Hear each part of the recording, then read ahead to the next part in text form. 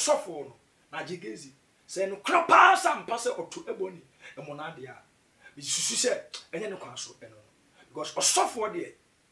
sa nyama we ni kwa se eforeforo mfumuso ho but mfumuso bi ho no mo a is avoidable ubetimi you can avoid it.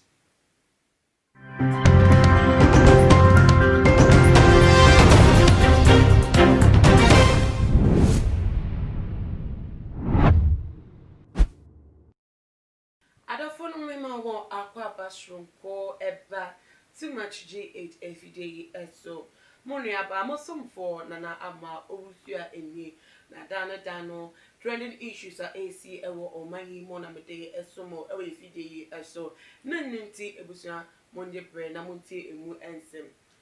sesi ade die Ghana ha Honorable Kennedy in Japan that's why ekra ni expose ma every Mondays and Wednesdays so better the two the situation so our day asofo one more efinya me woman do no carry man yakopon dwuma no odo omo nsem beto abonti se na be ya obi abehu ye de ekoso na Monday days today oye no sronko kra osako hete ewo prophetic hill chapel so for penya woda no prophet na the gaze ne nsem anka waka de ato wokra wo se ko jan kakra no asako pege mu biem na ne nia ejina slay queens war celebrities war course so last week in table on man you know sorry to kwad den social media so won moko sugar daddy bako wo me kire Tracy Kwache ene ebiem so baseball na eno na honorable ejina so bie semino eni ede che na se foforo krampa yenti big pen no what the ababe for it and sebemu ni nia ne se wa kire mu se everybody ni wo wuye no wakada se prophet na the gaze na nsa esha se ba we de wade nchiremu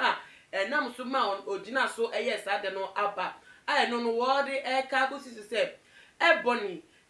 prophet na the gaze oto no na o repeat no na no ne ho nsem ne che se nyama bebre ka oto we kire no na ofa ne ho adwen eku no ebe ya kwansha ma no ntuni ebony efimu ekọ Ghana ha ya ne busafo asem we de emudo enuti jibrana mi twa bombra na mi fa de ka no so ento so ko predict wo prophecy say obi bewu wo sa girl no Kenneth ni amone ne ko ye show wo repu wo no so ebony is wo repu no wo now predict wo prophesize obi you killed her actually died he killed her muna munim ka wa girl ni nya accident you are bastard wo patra mi wo behu mi wo si mi mewu and ya prophecy them mu da because nya dwuma because I serve a mighty God and whatever I'm doing on earth you can't do 1,000 of it wo bu nkofo wo fa nkofo yirenom wo fa wo president girlfriends na say girl no say I'm passing on Mahama na wo ye is it true and one was admit say when Niger Gaze ya out. Linda Brown was me boa. Ono to say nya no kre. So emamo akwa shonko ebiem. Monkai hu ni say jubeko boy echi ema ye de jubede ebremo Mama Juliet Ventures kitchen esiesie enchese papa kitchen ware halogen ovens deep fryer blenders this is your kitchen ho edwumania no what will be na so ye nti pele chakwan Abeka La Paz and I say for number na ase hono na freno na Mama Juliet Ventures empoa kitchen mo ACC me guest the day Pastor Richard Obriebwa the Covenant Prayer Chapel and what that nonsense of opinion at say we yen so for numania sasa for no emu also for ka be for odifo fachem so that you odifo ti pampa bom prekwe also for odifo ma kwaba ejo so mame bibi aboko yesu adom kopa asa for ma woni ati se edado yemi ado bibi ekoso kakaka ida yesu asi ayebi papa na also for we de mo semti na mato sade afro abanti wo ka no aka wo mu de mu ti ase mu na ati ase because mu na mu nim nyama what my sister okay na and to quite call so fiti last week I be PM this week when I'm comfort do na do manu atu bebe na ka say ti ase enfa and say fata say ma be yesa na ti say ana osofo say you di for that so ya no di din abepie mu say ono kwa agire mu bi na mba yi o mukeka muti ebom no na no den na kire mo asofo dwuma no utimi keka nkofo ti bom say ebi wo ha that's ba em too much judge ahwefo ne atiefo nyina akwa ba bi e kya obi oba ubusa mi se asofo dwuma mu se osofo keka ni patibo mu eni kwa se basa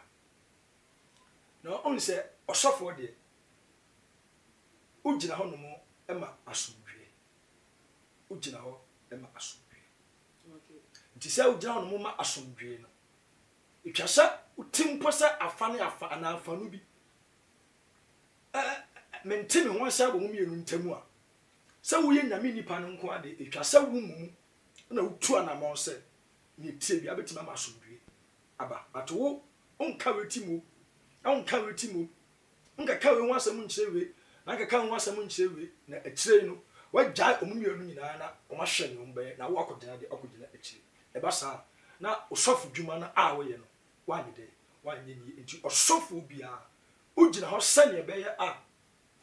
bibi nkoso menteme ho ase bia enkoso onua bi ene onua bi ntam adofo bi de ya ntamu ekuo bi ntamu a ono osofu no nko ade una me ma ho kwan se obeka bia o ka bi sane be ya betimi di asomdwe aba afanu mi eni de ya ente ready we manu yi na osofu what na jegezi honorable Kennedy Japan share says so can nsem na nye Muhammad Kraba ebi ada wo de asem foforo e de ba bonti we kra de foforo kra ba hye mu Kenya kra se papa no ho nsem ne se yenua anyu ntini eboni ni wu a wu ye no odifo no enimu bi na de ntikra osusu se onimu bi ni se oto abayiwa no muna e wo bra na wote ase ni mu no sa asem we unwe ni se that's over one yedi kai monato eye bone etiefo ntie ni sa na ye betese osofo ato yenua ba a oye ne ba bi eko eboni o pesenka oto ne monanye so oto no monanye mis ade ani esiye ade bi a hadwen kakra na sa ye betese onyame nipa na saade no e for ni ho no oba sa e no kra sa ne ye papa eken pe ono na evidence awo nhwehwe mu a waye ane ni niama a odi abeto abonten no oba pa se eye saade a me hu ni se antwaye osofo no na jigezi se no kra pa sa mpa se oto eboni e monade a me susu se enye ne kwaso eno because osofo de sa niama weni kwa se eforeforo mfumuso ho but mfumuso bi ho no mo a is avoidable ubetimi you can avoid it ubetimi avoid it but say ye be kase emona to bi akoso ewo eboni wo wu ya ho nti osofo na jegezi odifo na me na okasa udi afrafra say no kra entwaye ni kwan se osofo na medifo makwan ama ye de sa nsem wei eba forefore wo itwase obi ana eto no na ye de aba wo anim na wado makisho se obetimi ama de asomdwe da wo de ade wo de ato ne mumu no se eye opposite na se ye mumu na wo ye sa de ne dia bisusu se entwaye nti honorable Kennedy Japan se an evidence o de manyina fitiba busumi mienu atwam okofa na age nsem ye de eba ye a waka be sisa brogu so oka no sanso di evidence aho do sa de eba no se eye sade a ene na etwase na age oye hu bibi because osofo a de bia ebobo udia ye de ma asem bata ho ye de rape sem bata ho ye de we sem bata nsam a ansam fata se wo se ba wo so nko na ye de na eba a se wo ha na de na ba mpo a fine but se wo na wo kwetwa de na ye de ababa de bisu se nyame nipa de etwase oye hu bibi etwase bibi no de no o ya fam se osofo no de no o ya fam oba unu mi se oname ofre ye no bu okra ofre no awabra na onanya nsubi ento ya yo suma hudo bebrebe okay ena obi o ha okura su na me afre no na o wiase na me frɛ no na me frɛ no na oba na me mu no saa de ni gusu a ɛha no wetuma ba yɛ osofo na ebia o background no be show papa background be show mama background ebia na sa issues no ayede ɛwɔ ho ebusu am free mu moja a running through you sad moja no has the ability to also have an influence over your life. And I'm to say, I never say, and you inform so say, I may say, it's you and a brabo moana, na so for Juma equine. But you will be on no more, let me answer this. You will be on no more. Oh, no one you could invite a diano ever. Okay. And if you want so you be bina, equine the equitiano. And he said,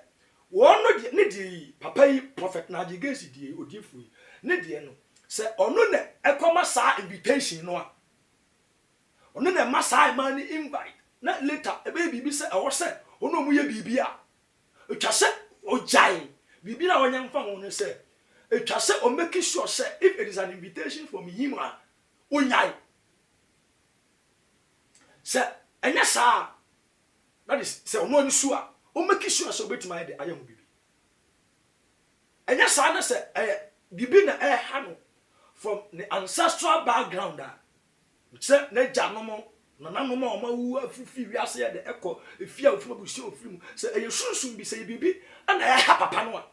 etwase omo mpae ohu asofo mpanimfo akonchene mpae bom ombra ne ho ase no mpanimfo bi ne mfa nsanye de enwunu so se na be ya se bibi na ya ha no a onya because unia ba unim efi bi ho aye makwan ama abrempon ema ubetima ba ya osofo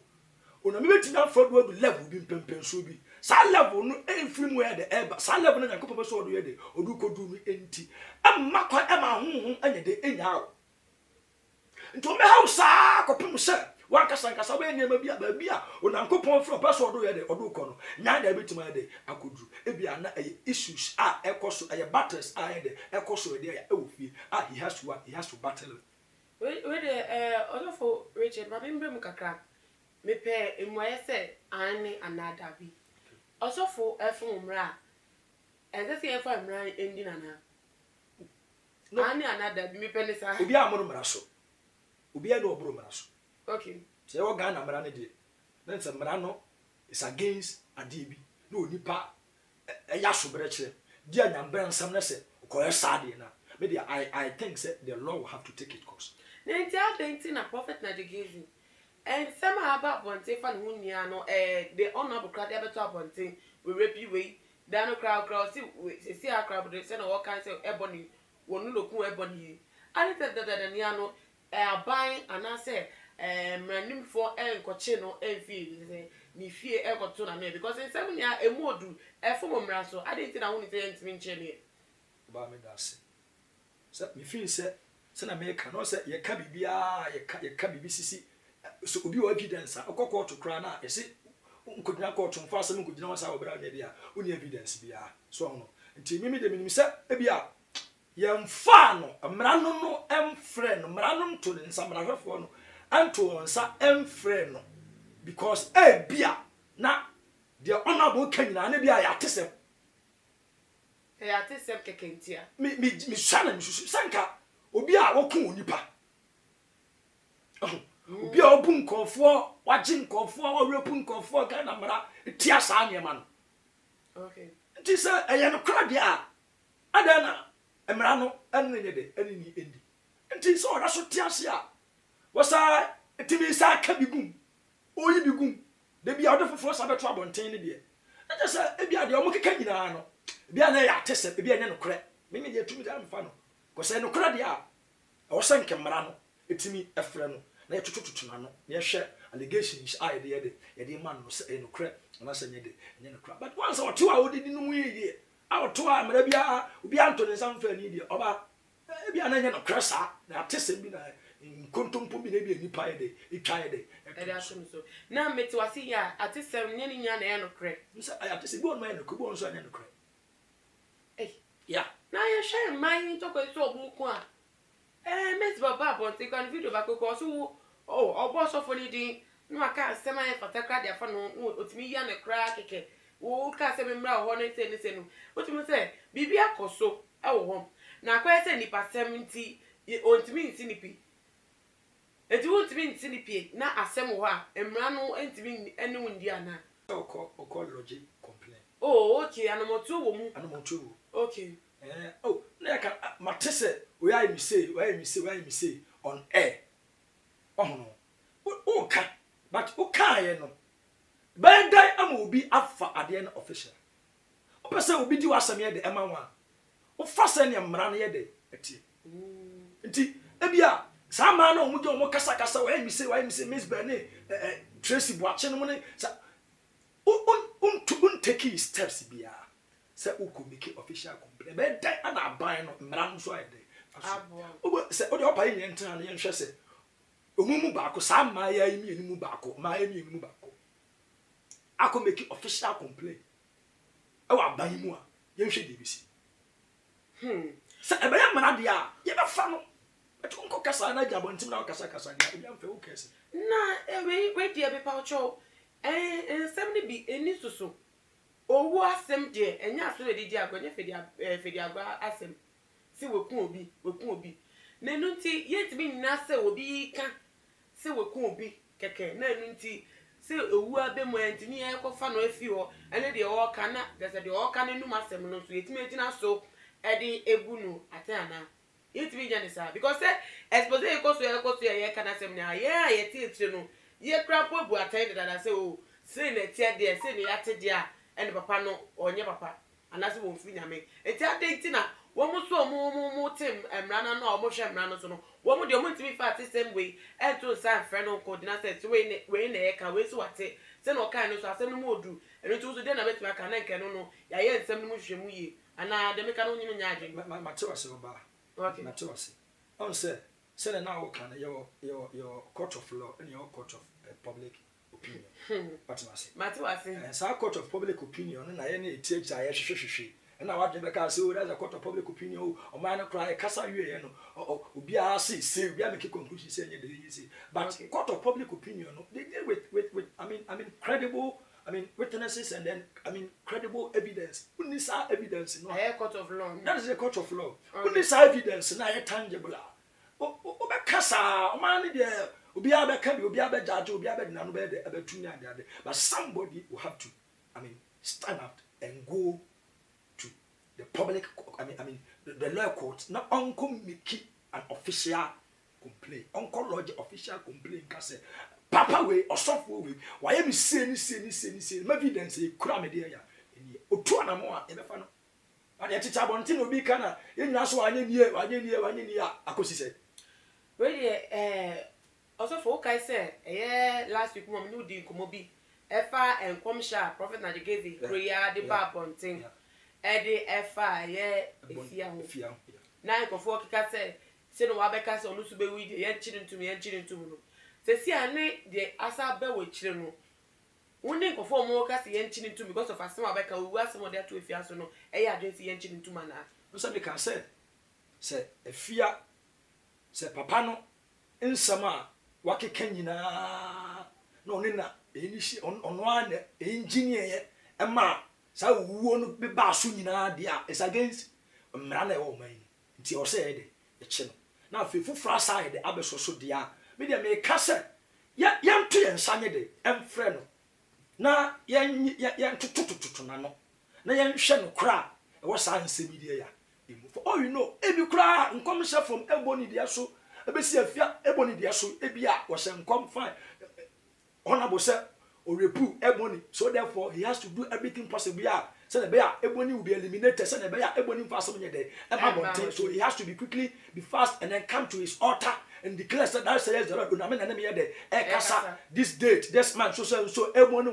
will die so therefore say the bear obetimi aya fast say the bear asem ntimi there emabonte if all say ye kasa nsem onyina there ebomu a ne susu say ay no krampa honam ekum na ekoso no oka on oka no sunsun mu ana honam mu ampaya te se bonya ye de ewu ba se honam mu process se leading ma eboni ye de ewu ye no se ono ka hu bi dia ye nche no afia de no nsoso no se sa pepepa ana oba meka so oba arrangement bi be fefa nkofo bi komo abomu se afia de no waka nti enya de no foshika na mra na nkom se de mra mu a na tuwe nsoso dia sa ni nyina no se basa na se no kra me I sideline with nkofo a eka se yenye de yenchi de yenchi papa no ne yenye de yentutu na nti se basa de a before so also for be ready e see crack no enkopshe ni ana mo asofo mo hye se embre mo na ye see crack we are not the final words at all so nkomshe nyina na asofo no ye sese emre mu a de mo hye no enkopshe mo hye ni ana se embre mo na okay fine so odifo ne de waka asema na amana abed na asem no efi awurade dia da ye wo se ye de wo se ebe nti nkomshe a ye hye a efiri nyame de ye de emma ye no se fi nyame na se nyame na dia ma ye dia hwa se sorry o sa wo se ye de wo se nkomshe nya se na wo hye ne pepepe abe mu sa mo me die esan se oname na de mame na me te ansa na makanti betima ka che wo se nkomshe bia me gina altar so a oname di ma me bia aba me nsole me ehwe me wi asa fa na nyina ene me ya do o me di adanse se enkomshe bia Pastor Richard be ka bia udi so a be ye adwuma tell you o ka bi na negative na wanye careful a ebebe that is how a omuti edini fa efutuo ema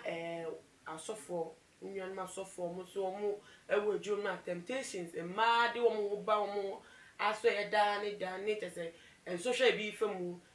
ema ensem bi se etoto ebi mu ye ka bi sesi ano fa efutuo ema mo ne do e come fa so ti media etwaje wo mo ba me da se Bible said boni nyina yini ani sikape na onipa a ope ade anya ne ho na wamfa kwan pa so anya no ote se akokohwede a obutu nkosua so na enso ne de anya nkosua obobo bosa de akora no akokọ no onye de ya onya akokọ na so ye de oya akokọ onye de ya akokọ because nkosua no a oto da so boy no ya akokọ de ya akosua na de ama akokọhwede disa akokọhwede hia ne akokọ nkosua the first one hia akokọ nkosua ne nchese ade ne de ya akokọhwede but ye de ya akokọ what I want to say is asofo na me na aye na afre ti se onankopon afre ya yinyi yadwini emfiri wiase afefade ni sikade ya eso na members anyame dia aye de o mamma ye no omo ya yanfo mo ti se de ya yenwake on these members na aye de ya enhya betimi afi omo so aye de aba ama de asode ni nisi no so matimi aye de aboa ye dan se ye bi kwako didi celebrities achi echa ni sika ade cha ne ka ani nti de be hu omo no do musika no mo ka nyina ma ya ye fin so mo do musika no mo ka ama ye nti de ane ye da ya omo so ye de pe ebi nso anya nye de na nti sa bia na eye moa keke eno nankopon e fa no so de aye de aboa ye nti me sa sofo ni adifo ni nkomchefo nyina se you should avoid all this say de be ya social bi anya amane bi ye de e ba ye betima de afim tu ya mo mpaye na social bi e ba unami aye de eye because yesu ka che ne so afọ se mo mpaye na ma anye de ba nkonsu nti you suffer now person who avoid temptations woni mebu ase ministry be ye basa ababo be ye basa me ka kire wo se you bi a be ye mpabofo ne gina ye na ogina ya Kristo nsuso be hye ebusuafo Pastor Richard Obri wakanya e wa ase futuo de e koma ni nnuan masofo ne otwe se emu ham ensem mu pa nti obetimi afabi atokotodwem na ebiom ti wa hye e de ma wadofo no mo so ensem na ode atodwa no mo so mafabi e de abo wo mo ebra ni ebiem nso no bomodia e follow yen e we IG page @tumagh_ na ebiem to subscribe se wo subscribe ya mi din e de na ama owusa mini Pastor Richard Obri eboa woda the Covenant Prayer Chapel ano ene ye twetwe nkomo na me yadoma ye besan edi nhyiemu ebiem na me nhyiam makra mo Petkum chacha on se me catch was say bomoden na hwe too much GH on se me kan ye nyene bone pa na kase ye pe wo wiase ya asondin ti na Adam wo hu nyame ye no nyam no wo hu ne ma bi a wo hwehwehwehwe e wo other place ni ade kat won na bomoden na be hwe too much GH be hwe na subscribe bomoden o be hwe pe na wa ye subscribe o subscribe na subscribe na o subscribe a na wo benya ne ma pe a wo pe ne ma papa a wo pe ahwe nyame